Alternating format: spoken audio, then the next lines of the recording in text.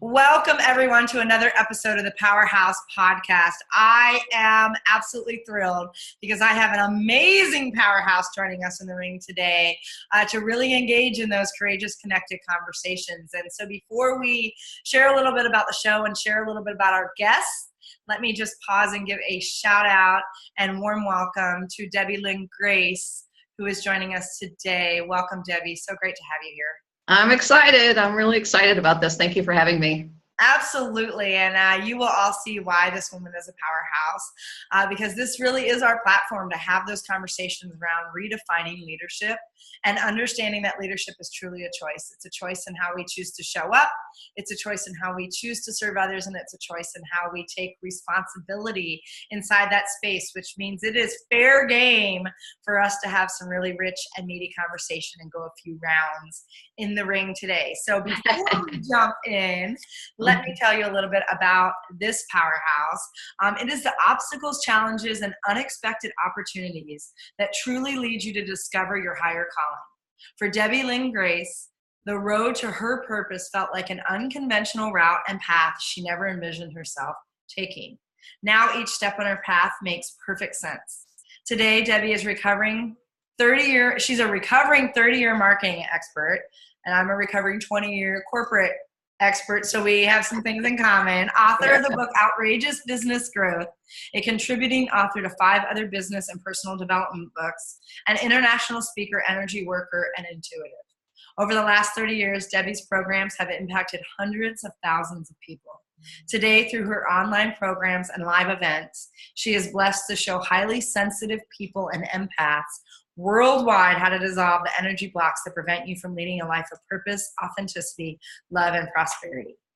And as a deep empath myself, and someone who for a very long time fought with the idea of being an empath, especially in my 20-year corporate career, the idea of really understanding, receiving, and being so deeply connected to energy was one of those frames that obviously I put up and was like, that's woo-woo, that's not for me, that's not, I don't want to understand it. Yeah. What's some of the journey you've been on in terms of not only understanding that for yourself, but also helping others walk into a space of recognizing and embracing whether they are really those sensitive or empathic people who are showing up in the world? Yeah, that's a great question, because the greatest thing about highly sensitive people is because we're empathic, we deeply care. And we don't want anybody else to feel bad, because we know what it, like we feel bad when they feel bad, right? And so we don't want that. We want them, we love feeling happy, so we want them to feel happy. And so you find that highly sensitive people congregate in the best places. In other words, they're more drawn to being life coaches, authors, speakers. They're more drawn to being in service of really humanity of some sort. And that can really be a struggle too, because as you said, especially I find that my students and my clients in the corporate world, they really struggle with that because they are so empathic. And I would say that, like you, I never had a love relationship with it. Growing up, I had kind of a hate relationship with it, quite honestly. I felt different growing up. I was told I was different. I was told that I was too sensitive, which was really hard to hear. And as a kid, you don't know how to change yourself. You don't know why you're wired the way you are. You don't even know that you're wired different than anybody else. All I want to do was blend and fit in, and had no idea how to do that. So I kind of learned to be, I would say, suffer in silence. So I, like you, was in the corporate world. I was vice president of marketing for a bank. It's a toxic environment. And I learned it was killing me inside. It was just killing me inside every day to go into that environment and take in all that energy. And it wasn't until I went through, I left the bank because I couldn't take it anymore. And I was married, and I moved to another city, and I started my own business. And not long after starting my business, I went through a divorce, which was pretty emotional. And it was that point that everything changed for me. Like my whole world changed. And it was through the recommendation of my older sister, who was a very gifted healer. Now, this is the mid-90s. So Candy, you can understand, you didn't talk about healing in the mid-90s. You didn't talk about energy work. You didn't talk about being an intuitive. You didn't talk about spirituality. And I'm like you, I was a left brain analytical. I was strategic planner. That's my background.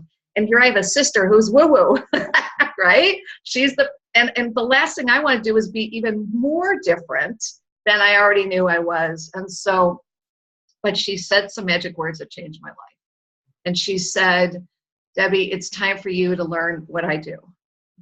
And I can't think of, I mean, she might as well have been speaking a foreign language to me. I couldn't even fathom why would I want to do that when I'm a marketing expert. And she said something though that, you know, have you ever had that moment, Candy, where somebody says something to you and without any thought, you know, without any thought, you're in that moment of vulnerability, you say yes. Yes. And I found myself in that moment because all I wanted to do was wake up and be happy again. And I couldn't fathom that with the pain I was feeling of my divorce. And she said, it's time for you to learn what I do because it will help you heal. And those were the magic words. So as it turns out, I started by night secretly learning this form of energy work called flow, alignment, and connection, which is in very simple terms, the ability to track energy flow in a person or situation and identify where there's an energy block and facilitate the energy flow so the block is dissolved. Well, by day, I'm building a marketing consulting business as a solo entrepreneur. By night, I'm learning this energy work. And ultimately, what happened is I got a much deeper sense of my sensitivities. But now something really weird happened. I started to get clients and I'd be sitting across from them and all of a sudden this voice came in my head while I'm talking to the client. The client's talking about their challenges, which is what I want them to do, their business challenges and their marketing challenges. And all of a sudden this voice comes in my head, says, ask that person what happened to them when they were 5 because they have a fear of blank. And so it was really specific about nothing that they were talking to me about. And at first I thought I was going a little loony. I thought, what is this voice? And, you know, you're like, I don't know what's happening here. But you know what? It kept happening. I was trying to push it away, thinking this is stupid. Why am I getting information about this person that has nothing to do with their business? And finally, I couldn't take it. My business started to grow, and all of a sudden, I would feel. One day, I just took a shot. I said, I heard this information in my head. I said, hey, I'm getting sort of, a sense of something. And, does this mean anything to you? And I blurted out what I was hearing in my head. And that's when my life changed. Because all of a sudden, they stopped what they were saying. Their jaw would drop. And then the tears would start. And they would start like, oh, that's exactly what happened. And I do have this fear. And they would literally fall apart. And then they would have a breakthrough. And the more I started to learn, the more my intuition and that gift started to really form, I started to get guidance on how to take care of myself. And I started to realize that this curse that I thought I had was in essence a real gift. And through the years, I started to learn ways to really nourish myself in a way that allowed my sensitive nature to be the gift that it is and come through me without in any way harming me physically or emotionally the way it used to. And that led me, and then I started to say yes more and more to God. But to be perfectly honest and be blunt, I just said, okay, universe, take me where you're taking me. And over the years, I started to teach more and more personal development until I woke up one day and I thought it was a small idea. I thought, you know what? Most of my clients are holistic healers, energy workers, life coaches, consultants, speakers. And I thought, I keep getting questions about people being sensitive, their nature, and showing them the tools I use to thrive in my own life. And I just kept teaching it without wanting to teach a class in it. I just kept sort of teaching these principles, and it was really helping them. So one day I woke up, several years ago, and I thought, why don't I just teach the class? Why don't I just call it what it is, see what happens? And that took off. I mean, I never thought this was the path that the universe was going to take me on, but, thousands of people have gone through my programs in the last few years and listened to my webinars, and they're crawling out of the woodwork because nobody wants to acknowledge who's sensitive, that they're sensitive. Right. And then I'm walking around the corporate environment going, oh, by the way, when you say that in a meeting, it really hurts me. Nobody's saying that out loud. Right? Powerful path through that journey. And there's so much in there I want to delve into a little bit. And I want to go back even to what you originally said around that space of that qualifier around being too sensitive. And I know I heard the same thing. I was too passionate, too emotional, too this, too whatever. Yes. And it's too much. Because it took a long time to understand that a lot of that too box that everybody kept putting me in was actually where my best gifts were at. Right. And I remember because it was that space of, you talking about when you were the VP of marketing for a bank, and how you wanted to, you got really frustrated and wanting to shut it down and wanting to not be in that space. I think about how so many people are stuffing that down and stuffing that down and stuffing that down, and they get to a point where it explodes. Or you have that life-defining moment that you find yourself in that really raw, naked vulnerability where there is no other choice. Yes. And so it's interesting because as you go through that, and I have to laugh when you talk about, some of those messages that drop in from the universe, God, whatever people believe, spiritual, the Tao, Buddha, it's all the same in my world. Right. Whatever drops in, there's been times I'm almost driven off the road because it seems to be when I have windshield time and can quiet down, I get these huge messages. And it was interesting because I can remember the first time I heard, because a lot of what I do now is feeding the soul of business, right? Teaching them to lead from love with love. And I'm like, oh, that's cute. And I remember having a little joke about it. And when the message went, no, I really need you to teach this. And I went, sure, I can teach business owners and entrepreneurs that. And I got a message that said, go back where you came. And I almost drove off the road because I'm like, you want me to take what to corporate and to do what? Yeah. And it was this space, and it was to open up a place where you could dispel that myth around woo-woo, because it really is this more scientific, fact-based physics, energy, where you can get your left brain engaged in it. And it's been interesting because over the journey, I know where you push that down, you push down that emotion, you push down that ability to connect with people, that sometimes I couldn't understand, where I'd want to cry or I'd want to respond to something, that you get so frustrated with that now I look at, you have those days where you're like, if I don't have a day where my eyes get a little watery or I feel that, then I feel like I didn't show up and hold that space for somebody and wasn't present with them, right? But the thing that I want to really delve into that you talked about that I think is so powerful, and it's where I think most people fear fully stepping in this place, I know for myself as well, it's that once you accept and open up, that you receive that energy, that you connect with that energy, that you actually, have an ability to draw that out of people. How do you protect yourself in that space? Because I've had, and I know this was earlier as I was stepping into space, I had days where I would call one of my coaches who was a very intuitive, very deeply sensitive, empathic individual. And I made the comment to him where I said, I feel fine for me, but some reason I feel like there's this force that's about to knock me over. And he said, you're feeling universal energy, and you've got to start creating the gates and the boundaries to make sure that you have a way to protect yourself, so that you don't it's not the tidal wave that comes or the tsunami that comes and knocks you out completely. Yeah. So how do people that are starting to step into that space, that are starting to see that awareness around, I may be a highly sensitive individual, I may be an empath, and I'm really fearful that if I allow myself to go there full out, I'm going to get sucked under?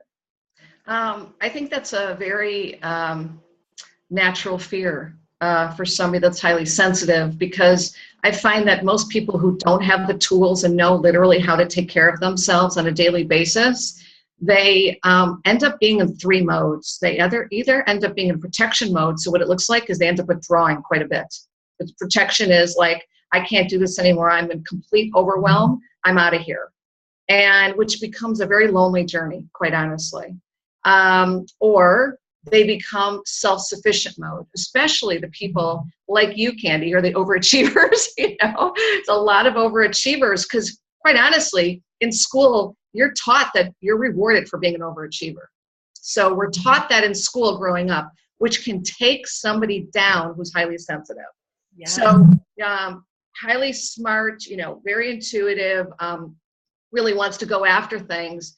So when you become that overachiever, now you've run into the pattern of burnout. So there's the problem. Or the third place, and then usually what happens is, like you and I, who were teased growing up, you learn to become very self-sufficient. So you don't ask anybody for, something you need, because the last thing you want to do is be called too needy on top of everything else you've been, judged about and teased about. Or the final one is being the overgiver. And I find that people that become life coaches or consultants who are highly sensitive, they'll give until they're completely flat out depleted. So these are the pitfalls that you can easily fall into when you're highly sensitive, if you are feeling very called to be a leader, to move forward, to be bigger in the world. All of those, if you suffer from any of those symptoms, overwhelm, burnout, overgiver, self-reliant, withdrawing, any of those are all energy blocks. And it means you're not taking care of yourself correctly. So it's the one thing I can say, without spending the next 6 days talking about it, but I'll share a little bit about some of the importance of some of the things to do. Is the first and foremost is to understand that when you wake up, your first and foremost mission is not about service to others, believe it or not. Right. It's about service to yourself first. It's to honor and respect the magnificent gift that God gave you. And that changes your whole perspective on the way you live your life, because when you understand that it is a very powerful gift, because the more you literally allow that gift to be, you nurture that gift, the more intuitive you become, the more you're able to serve. But it also, again, can fall into a pitfall if you don't honor and nurture your body and respect your body first. Yeah. And so that's the first thing that I would say, is to understand it's a daily thing. I do things on a daily basis to keep my energy unbelievably calm, unbelievably centered, so I don't get drained. Yeah. I used to be flat out exhausted all the time. I was the giver. I want to, give and give and give, and that's really not appropriate. It's not appropriate at all, but I didn't know any better. Yeah. And a lot of people don't know any better. Yeah. So that's the first thing. And I would say, if I could say nothing else, the number one tool to understand is grounding.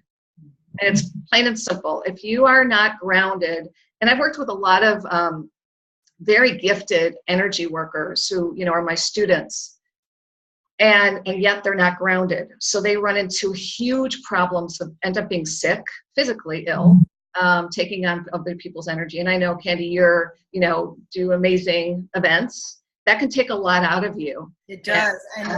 And you make a great, first of all, as somebody who has actually experienced all three of those modes, I've gone in and out of those throughout the course of my life. Yes. Really having to get into a place to understand how to. And so I do teach people how to do that, making sure that you're honoring yourself and grounding yourself, because I couldn't do the events I do anymore, because my level of being able to receive energy and tap into energy and draw that out of people. I actually had, even January, I make sure that I have time to really bring that down, shut down, close that off, recharge, do what I need. And I also have resources. In fact, my holistic chiropractor comes throughout the day and does different energy work on me to clear me out on breaks and spaces. And I'm able to hand things over. But it's interesting because I have to be very clear on my gates, my boundaries, the way that and so I actually introduce exercises to the groups that participate, almost more so that, because I need that space to ground for myself, because I need to ground in that moment, I teach as well so that they can experience it and I can clear out. Because the kind of work that I do, and it's very similar in the fact that we do big work. We draw a lot of that vulnerability, a lot of that fear to the surface, and you need to have a space where it can be, kind of absorbed and held. You also have to, have found that energy gets really big in those 3-day events. It And if does. I wasn't doing that throughout the day, Yeah. because I love that you talk about that has to be your first mission. Yeah, In that absolutely. space for you. I've also found I have to create deliberate spaces throughout the day because we do such big work in terms of the space that we hold for other people. Man, if I don't, and I can tell instantly if I did not do due diligence in creating that grounding space, because to your point, it flattens me. I fall into bed and I am like, out.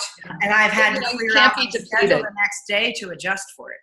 Right. Yeah. You can't be depleted. In essence, you almost have to have your tanks overfilled to do that level of work for that length of time.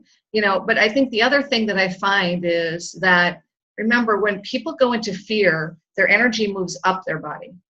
And when it moves up, they close down the energy from the neck down.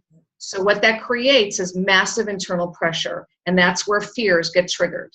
So when they're in that space where they're, feeling unbelievable fears, it means all the energy from the neck down is now cut off. Yeah. So grounding is moving the energy down. It's always moving the energy down. And I think a lot of people that are highly sensitive, they're like, okay, how do I stay open and feeling and sensing, but then not hurt myself, And if you understand, first of all, I'm going to give you my philosophy in life because my philosophy used to be, I will make this happen and I'll work hard until this happens. Yeah. Okay. That was the old me before I understood anything about being highly sensitive, what it meant, how much it was hurting my body. I didn't know any of that. And nobody told me any differently because, again, since the day you hit school, you're told, overachievement is kind of rewarded, right? And so, I have a completely different philosophy now. I subscribe to the ease and flow philosophy. Yep. That, things can be easy. Release can be gentle. Other people's energy can be very gentle. I don't have to take on anybody else's energy. So it's a different way, it's a different perspective. And I'll tell you something, when you have that different perspective, when I first learned energy work, I was so used to that really strong sensations. So when you're talking about, all this energy ripping through my body, I used to have that. I don't have that at all anymore. Not at all. Because I have a very different relationship with energy. I can go to spaces that are so big I can't even sit in a room because it's too small, too, hard for me to be in four walls. But it's just the energy is just really easy. It's just really easy. And I think that when you learn as somebody that's highly sensitive, just to allow things to be easy, it does shift your perspective. And in essence, it makes you far more powerful. It does. Someone who has had a similar shift in philosophy. Yeah. I was the queen of pushing boulders up hills and everything. Yes. Because you could. Whatever needed to move, I was going to That's right. And I was going to do it for everybody else. And it's interesting because you say ease and flow and I say ease and grace. And it's like, it is, everything has to be in a space of ease and grace. Because it is, if it's not easy, if it's not open, if it's not me just allowing, and the minute I feel like I got to push is the very moment that I release and let go, because it's honestly been the biggest transition for me in shifting out of taking on all of that energy and exhausting myself. And I was one of those that would keep fighting through that energy. That when it would shut me down, it would be a 3 weeks having bronchitis laid up on my back. I would be completely out. Yeah. I haven't, since I've opened up that space and changed that philosophy, I have not been sick. I haven't gotten sick in, I can't even remember. It's been many, many, many, many years, because it's in that space of saying, now, is it always a work in progress? Always for me.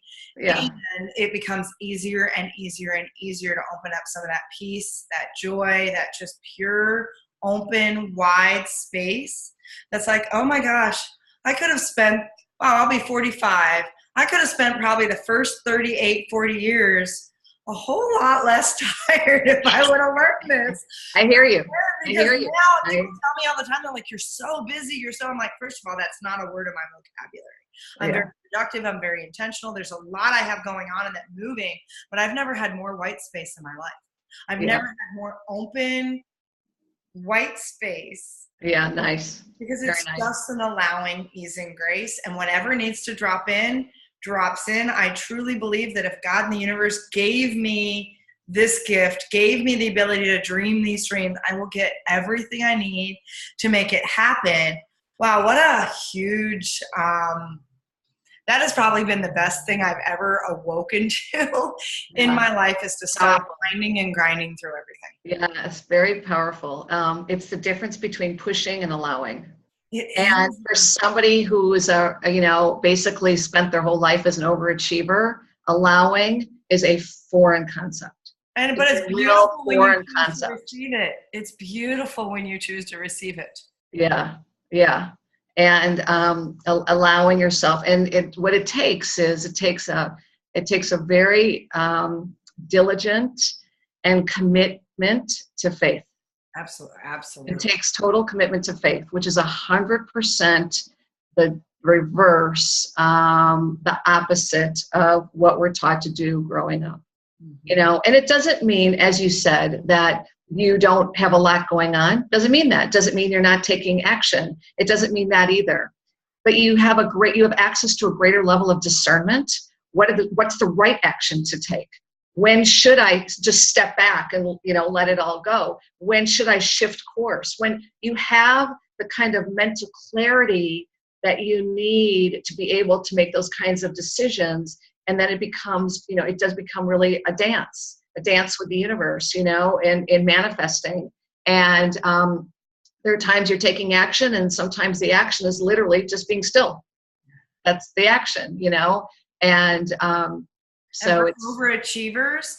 Not only is the allowing a foreign concept, but being still and just being and not feeling like you have to do something at all turns is one of the biggest challenges. It's why most overachievers say they struggle with meditating, because it's even the concept of being still.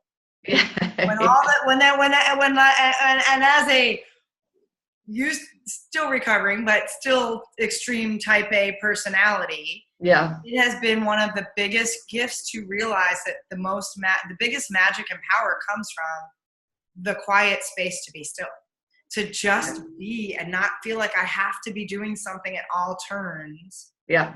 To know that my worthiness is not a function of how much I get accomplished. It's simply me showing up and being me.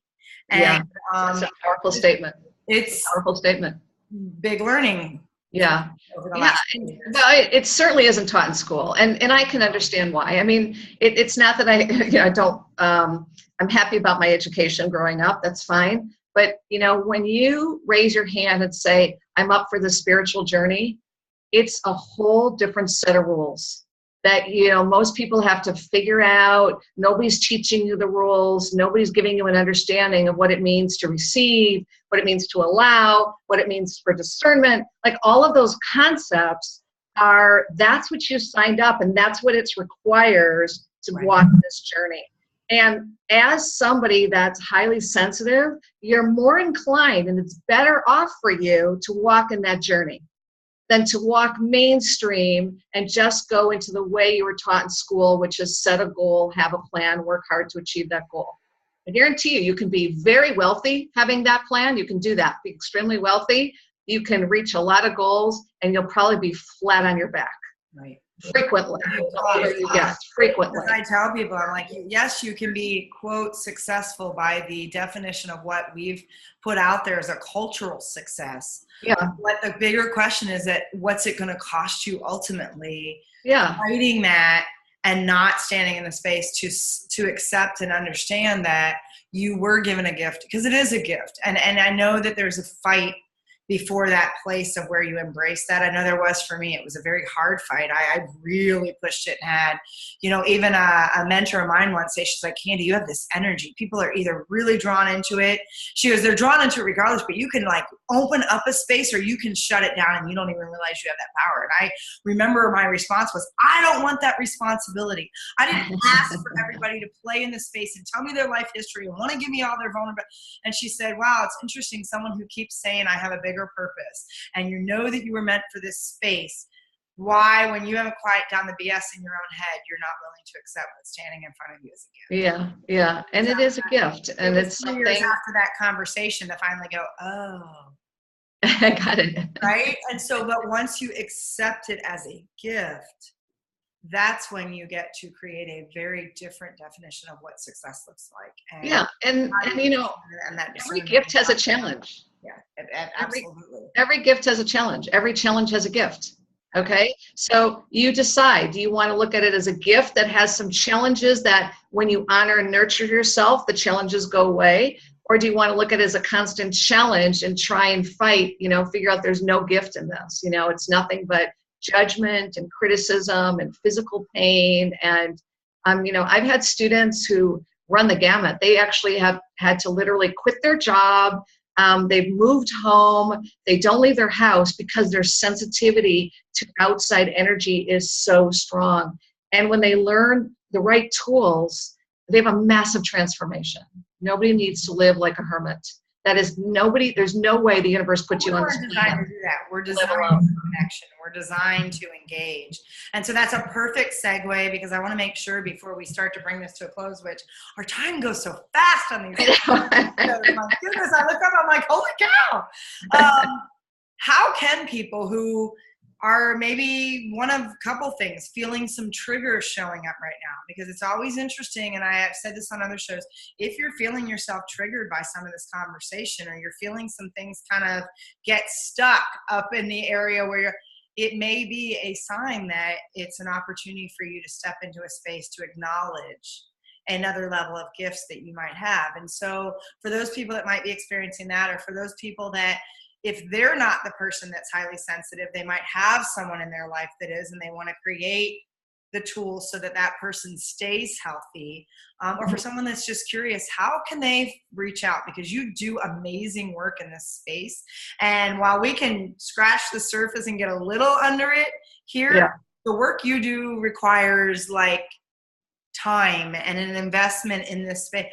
How do people find out more? Go to my website, DebbieLynnGrace.com. That's DebbieLynnGrace.com. And there's some free resources on there. I do complimentary webinars that really help you in every area. People are suffering from, you know, lack consciousness and prosperity. They're suffering in dating. They're suffering in learning how to take care of themselves. I teach courses in all of those areas, particularly for highly sensitive people, because like you, Candy, you know, it's my mission to truly help the people that are gifted in the world with the gift of sensitivity, heightened sensitivities, to be able to thrive in a way that they, you know, thrive, I think, is such a small energy. You know, it's to really tap into how much power you have inside of you. And when you're having challenges because of your sensitivities, you're nowhere near accessing how powerful you are. And that's not why you're put on this planet. You know, I truly believe that every single person, whether you're highly sensitive or not, was born extraordinary. Like, I really believe that everybody is absolutely extraordinary, and you were meant to have an extraordinary life. And so I want to honor the work that you do, Candy, because you know, I know that in your way and the people that you're serving, you're doing the same thing, you know, tapping into that extraordinary power that people have inside in whatever work they're doing in the world. So thank you very much. Oh, thank you. I appreciate that. And I so honor and appreciate the work you're doing. As someone who has had a challenge getting through the battle of understanding and really embracing it, and then being able to own and stand in the responsibility of the gifts that I've been given, because I do think that's one of the opportunities is for people to see their gifts in their extraordinary light, whatever they may be. And I agree with you wholeheartedly that all of us have a magnificent light. We all have incredible gifts and have the opportunity to be extraordinary and live extraordinary lives. And there's a responsibility that comes in that. When you know your gifts and own that, then you take the measures to, you know, work with individuals like Debbie Lynn, who will show you the tools and strategies to help you shine in that space, rather than saying, well, I don't really want to to own it, right? And so I love that, and I absolutely honor and just so much great gratitude for you being here. It's such a Thank you. blessing to have you share your brilliance. And so as we're closing things out, and you know, just so much for people to kind of marinate on and open up and think about, if you had one thing you wanted to leave this audience with, what would that be? What would that be? I'm going to end by giving sort of my philosophy in life, and how it relates to what we're talking about. I believe every single person, human being on the planet, was born with the same purpose, and it's twofold.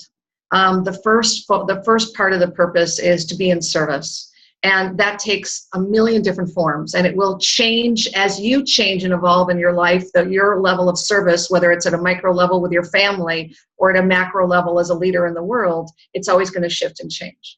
But the second part is the part that people struggle with the most, but it's the most important part of experiencing your humanness. And that is to experience unconditional love for others and for yourself. And as a highly sensitive person, we're born with a PhD in being unconditional loving other people. It's super easy to love other people. It's the loving yourself that is where all the energy blocks come in. And so I think that pretty much every journey that people take, it's not the journey to learn how to be in greater service. It's the journey in how to receive unconditional love for yourself. And accepting and embracing, really at that level of unconditional love for yourself, embracing the gift that you were born with, that's the greatest place you can start. Wow. So powerful, because I absolutely 1,000% echo and agree with that philosophy around we all have a great purpose to stand in a space of service. And I think, you know, especially as highly sensitive individuals and empaths, that place of love is to be able to receive and give unconditional love for yourself first. And so everything we talk about is how to say yes to yourself, right? And this is a perfect opportunity that it starts with you. It is truly your opportunity to say yes to yourself, to destroy the noise. And some of that is just outside people telling you what you are supposed to be versus that space of really tapping in and receiving the messages and the gifts that are yours to take. And so again, leadership is about you saying yes to yourself. It is a choice. It is how you choose to show up in this world. It is how you choose to serve others, and it is how you choose to take personal responsibility inside that space. And so I just again, want to iterate my deep love and gratitude and just appreciation and admiration for Debbie Lynn Grace and for all she's doing. Thank you for being on this show. Thanks, Candy. I really appreciate it. Oh, it was so much fun. And thank you all for joining us, because it is your opportunity to stand in a space to say, I choose to own my gifts. I choose to be in a space to receive and give unconditional love. And with that, I hope all of you know I am sending out huge heart-to-heart hugs. We love you. So glad that you're on this journey with us. We look forward to catching up with you next time. For now, stand in your purpose, stand in your passion, and stand in your presence, so that you can shine the light you were given. I will talk to you next time. Thank you all for joining us.